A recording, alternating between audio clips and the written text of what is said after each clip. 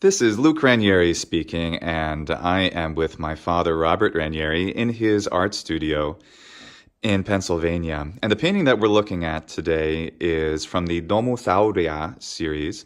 This painting is called Aula Nocturna, and he painted it in 2004. Well, Papa, of course, you named this series Domus Aurea, and the Domus Aurea, of course, is a construction that Nero made in Rome. Why have you used it as a source of inspiration in some of your artwork? Right. Well, Nero actually commanded the two architect engineers. That would be Celer and Suerus.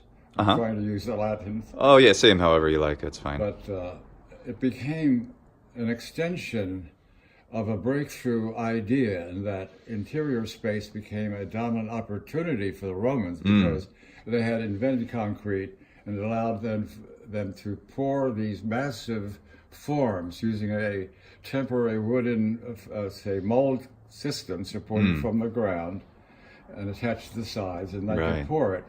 So, but the idea then, of course, is to have contrasts of limited light sources, which again brings out the title itself. Right.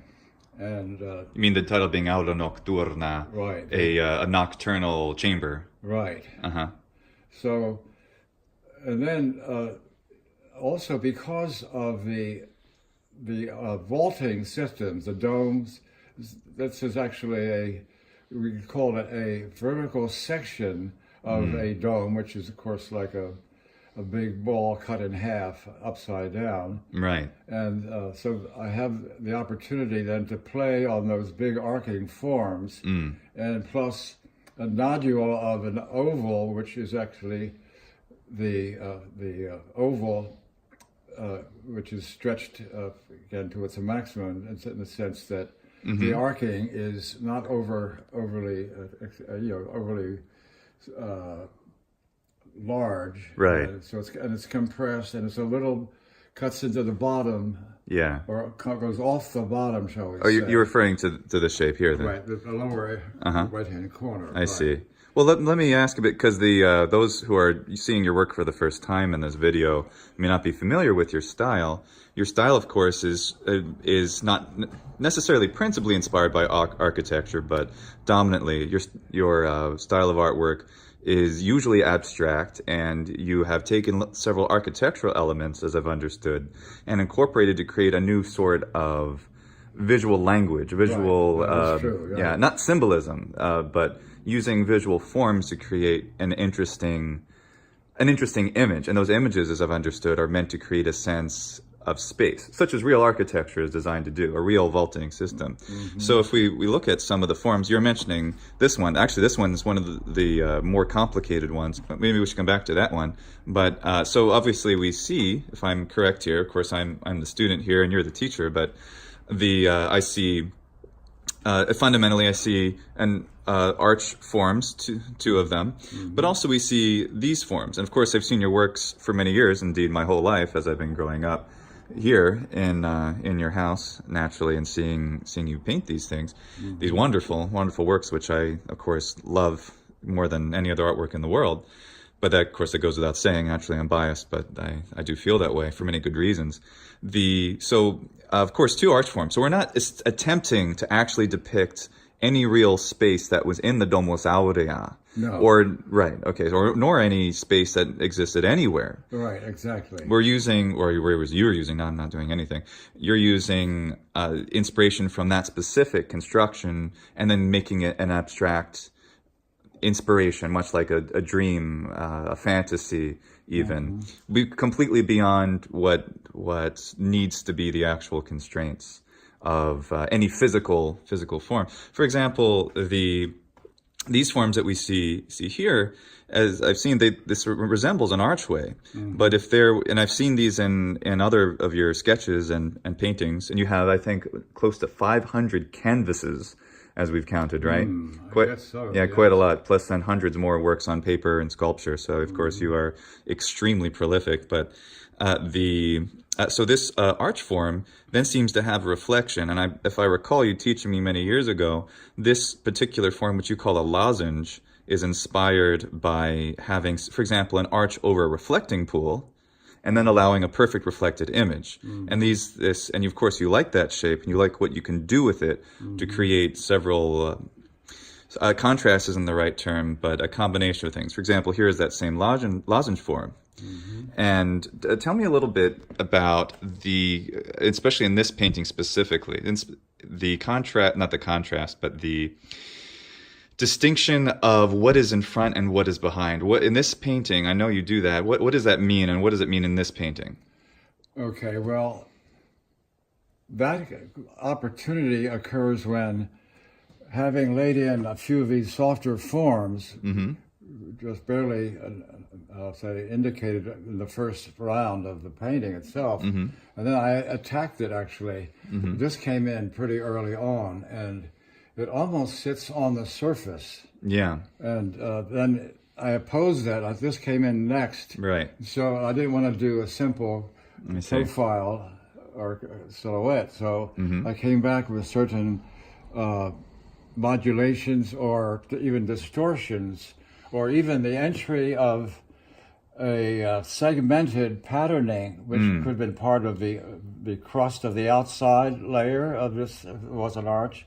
So one begins to internalize the various thoughts that one has in remembering the process of the poured concrete, and seeing some basic silhouette of something which allows the arm and the hand to make those forms. There's something pleasurable and the sweet, say, reoccurrence of that as it picks up here, and you go back and forth. There's a kind of jumping or springing from one to the other. Right. And actually there's terms like an arch that's sprung. There's a certain tension in that. Yeah. And because it's not really an architectural drawing, I can do a freehand delivery of these forms and enjoy that process. And then, of course, instead of having it connected to something supporting it below, it can float up there. And of course, I turn it back into, I twist it in to kind of slow down the process of the eye that's following it. So let me say that again, because I'm trying to understand it. So you're saying that the eye makes certain movements that, as an artist, you're consciously aware of what the eye does, as you literally study this in yourself and in others. What we as visual beings do, we see forms and we look at them. That is to say, in our normal physical world, we have certain reactions with our eyes and how we look at things. Now, with an abstract work, we are programmed, if you will, as human beings to interact with a real physical world. But this is an imaginary space. And because of that, we have certain instincts of how we look at something, but are instead completely under your control as the artist, or at least they're strongly influenced what we are doing.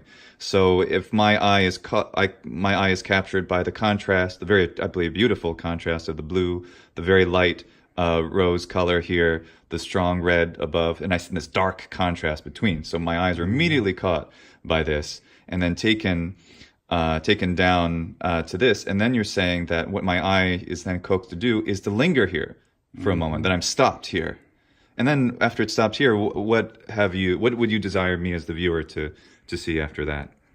Well, there's I guess an unconscious recognition, or say a discovery that takes place between what this is as a vaulting system, and because of the certain say echoing of the arc done very brusquely and casually, you can sense, well, it's recessing and falling away. Or is it a polished, say, lozenge form, like a solid oval, and that would make it like this, and there's kind of a contest, or a say a contradiction, or say, opposing character of what this is intended to be versus what this is intended to be. Indeed. And this ellipsis, is that in front of the section? Is this masonry, and is this more of a distant space? And is this distant space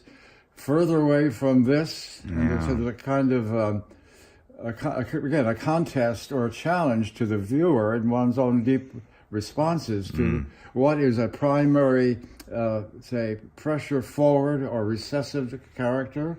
And the same thing happens over here, whereby, and again, this is done very rapidly, it's just really a sketch, but you see the casual lozenge here, and is that a rounded form, like a cylinder with a rounded top and bottom?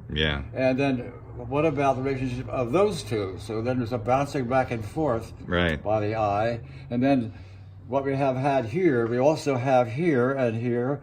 So I see. You mean opposing notion of what is further away and what is closer. And I'm sorry to interrupt, but you're saying that this pink lozenge form echoed by a smaller one, a blue lozenge form through the vault here, another blue one, that they kind of minimal, maximal. Very good. Okay, so there's a color harmony occurs here. Yes. And it's a different cast of the Mortimer tones, basically, that is occurring here.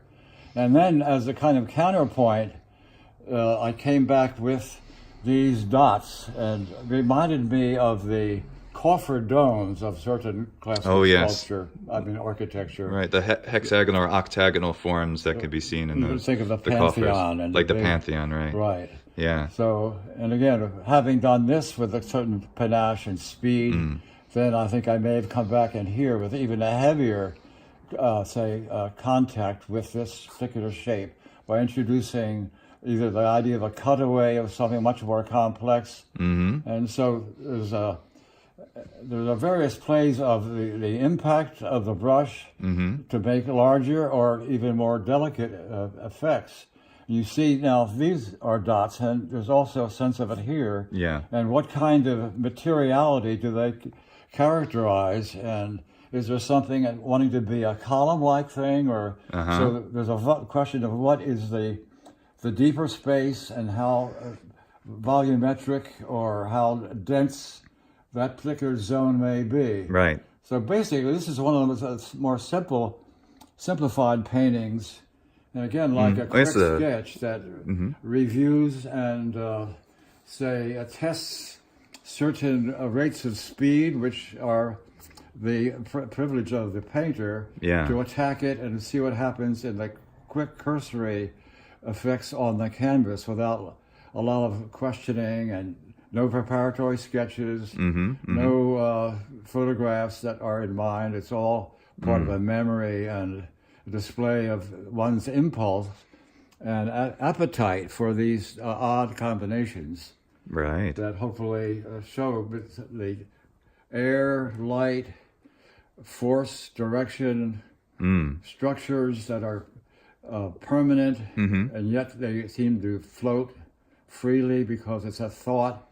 It's an experience partly in memory and the having, actually it's one owns breath too, because there's a sense that certain volumes seem to inhale or exhale because they're taking in air and space and light, modifying itself or in competition with another, which is a shorter staging of the effort and the effort of making it, and the effort of, say, understanding that one has a duration to look and to breathe slowly, to enjoy with reticence, without having to have a quick answer or terms that would express the feeling itself.